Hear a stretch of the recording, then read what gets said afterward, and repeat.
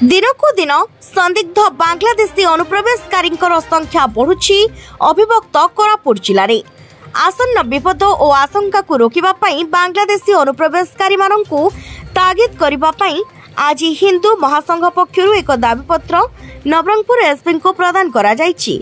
अभिभक्त कोरापुट जिला सभापति जगन्नाथ शतपथी नेतृत्व में हिंदू महासंघर सब कार्यकर्ता माने माझीगुड़ा स्थित एसपी कार्यालय जाई अभियोग पत्र प्रदान करथिले।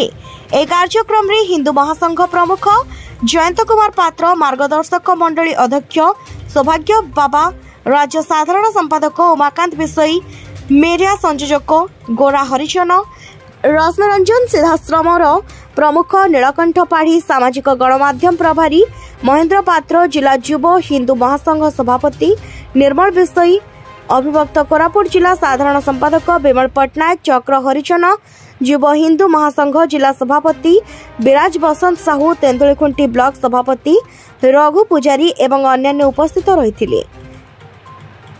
नवरंगपुर मेहर शंकर पात्र रिपोर्ट, ओम टीवी ओडिशा।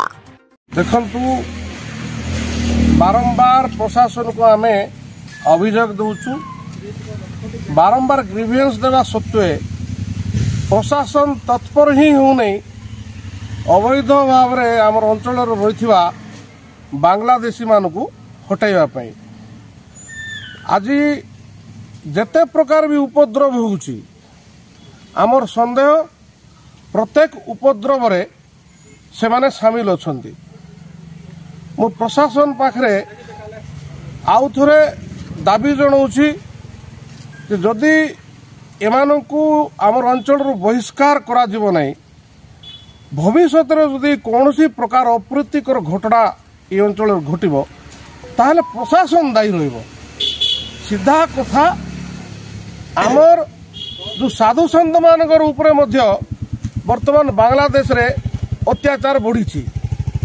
देखंतु चिन्मय दास जड़े साधु, इस्कन जड़े साधु, तांको अरेस्ट भी कराई, जेल रे टर्चर भी कराई। एपरी आमर सामाजिक गणमाध्यम आ गणमाध्यम रे आमे ई न्यूज़टा शुणुचु, देखुचु, उपलब्धि करुचु जे आगामी दिन रे आमे जदि संघबद्ध हेबा नहीं, संगठित हेबा नहीं, हुए तो परिणाम आमर अंचल भयावह ही पारे।